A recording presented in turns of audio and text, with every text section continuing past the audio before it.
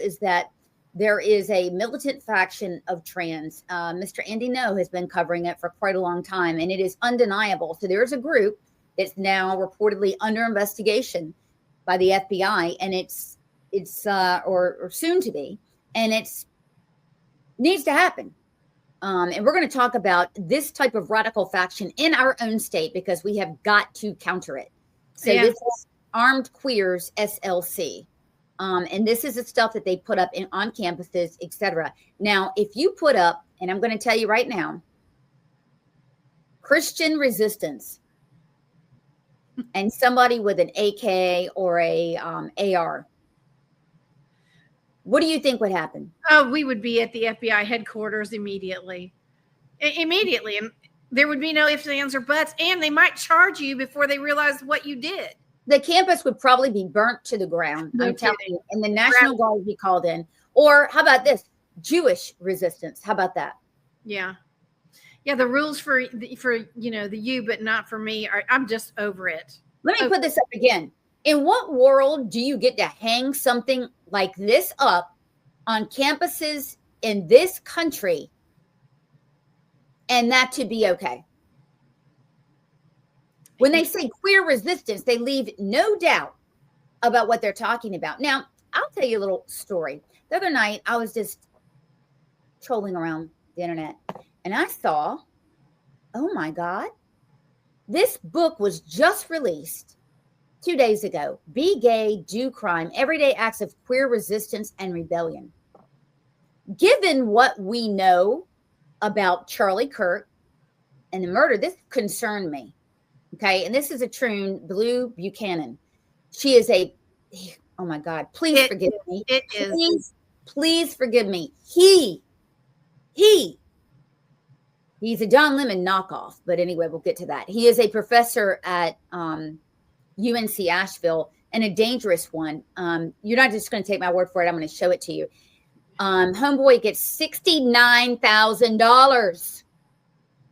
$69,000 of our taxpayer dollars per year. Now, that's not enough, though, to buy you a set of boobs. Because he's got insurance. Don't forget he has health insurance with that. Well, let me tell you, these guys come to North Carolina because they know our state health plan will pay for them to have a sex change surgery. So, hello, folks. My name is Blue, and I am currently raising money to get my boobs done on October 3rd. I think he's raised, what, $1,200? Make me the deductible already. He wants his deductible because he wants a boob job. And I'm just curious if I want to get my boobs redone. I don't know. Whatever. Done. What, You want some would I be able to pull that off on a give, send, go? I mean, who does that? Let's talk about the other part of it. Who actually donates money for anyone to get their boobs done? Listen, what was more fascinating to me is he actually had people on his lunch and learns or whatever those, talks that are done through the University of North Carolina, Asheville's YouTube channel. There were actually people listening into his garbage because it was such gibberish. I couldn't get over it. Yeah, I couldn't. Look, I went to Harvard. I've heard a lot of bloviating. I've heard a lot of academic whatever, but you spent about a half hour last night reading to me one of his papers. I think I understood the first, that is the only word I understood. I had no idea what it was. So, but bravo to you for helping me try to get through it. The one thing that I'll give you the takeaways. He is truly after log cabin conservatives, which are gay Republicans. He does not like gay white men, and I'm telling you, it scares the hell out of me. So I called gay white Republican men. So I called our dozen friends that fit into that, and I'm telling you, I warned them. I think this guy has obviously been going through hormone treatments, right? If he's ready to take the next step, and this can produce things, right? Now, this guy is a pain in the ass protester. He's fighting for transphobia in housing. He went to shut the campus down over a protest. He's just a pain in the ass, right? He's just a pain in the ass. So Would it surprise you to know he's also a Hamas hole?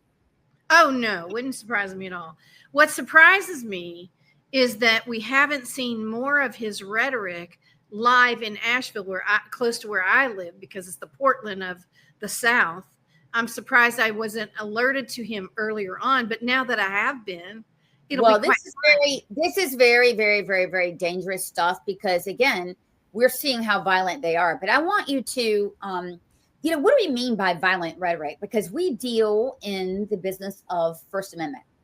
So we're not moved by the canard that speech is violence, right? So I wanted to use, by way of example, Blue Buchanan in his own words and sort of deconstruct what I think might be radical, but audience, you can decide. Just listen to a snippet. I promise you, I will not make you listen to a lot of it. This is a question for many of us about life and death. This is a question of material struggle.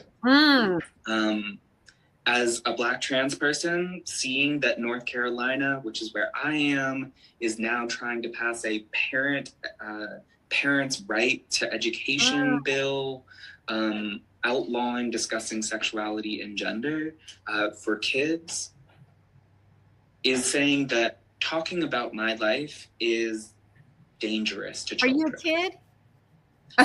And as a Black person, seeing stuff like AP, African American education, being gutted, changed, or completely excluded, says that I am quite literally being written out of the book of the nation state. The book of the nation state is being written out of. So when he frames it as existential threat to me, if parents have a right to what their kids learn, it is an existential threat to me. He's so pitiful. That's dangerous language. It is. You know what's really sad about that is it reflects what we already know. If they can't be the victim, they get violent.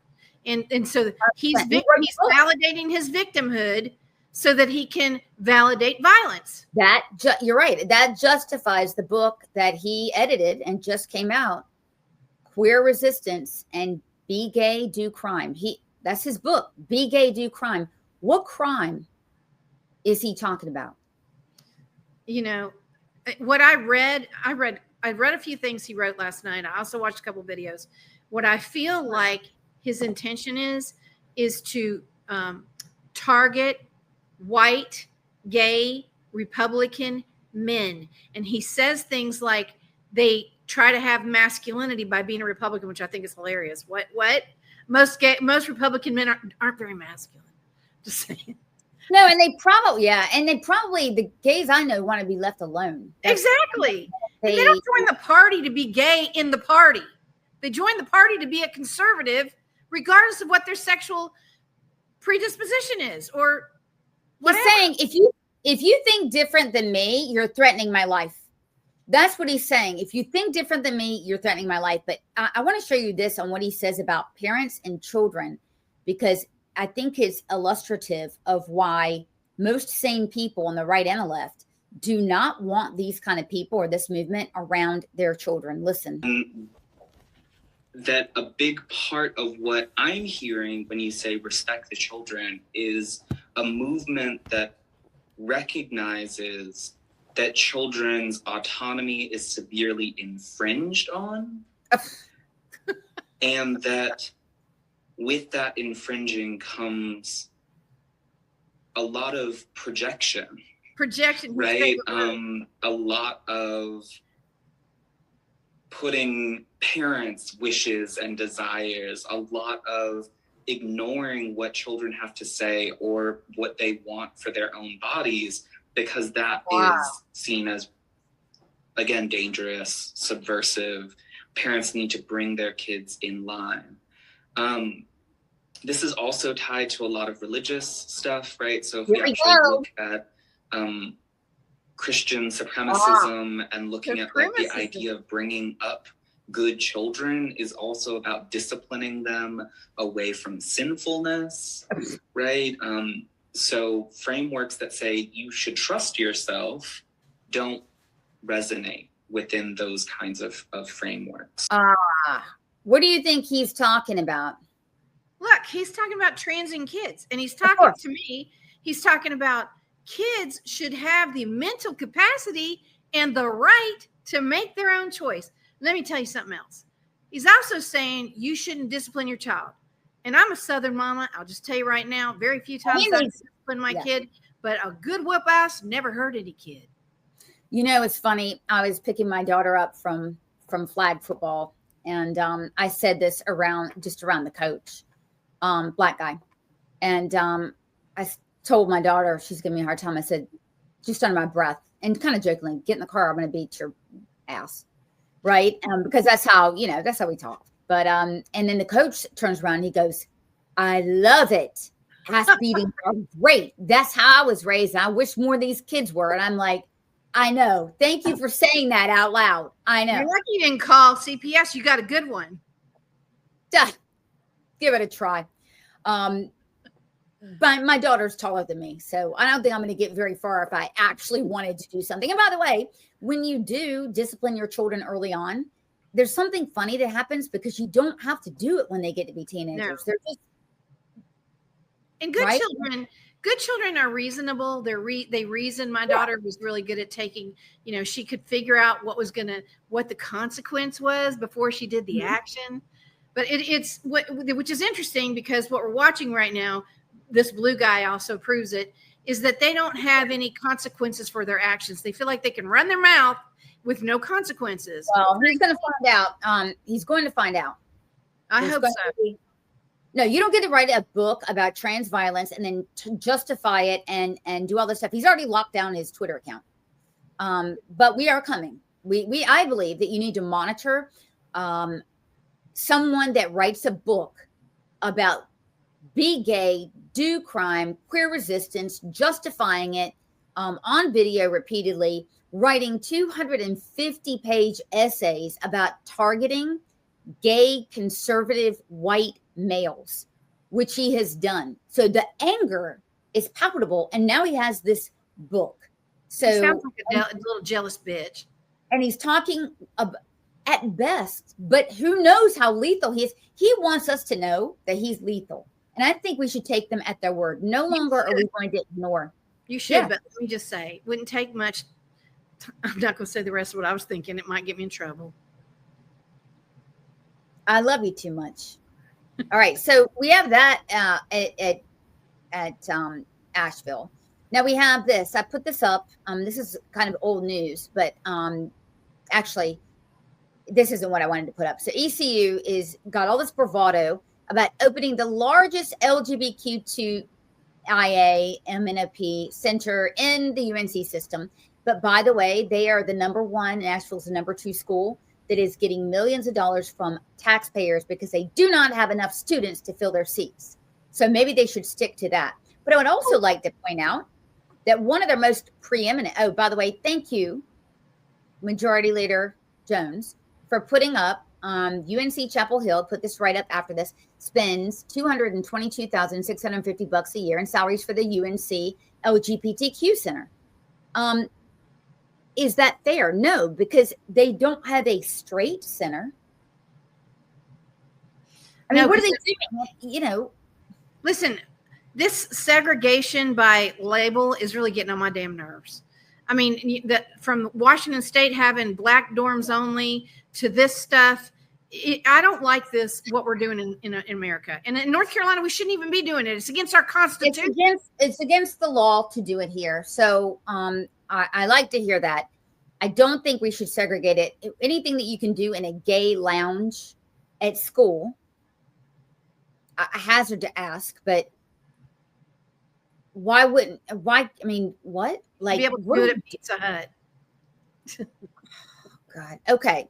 But this is interesting and deeply dementing.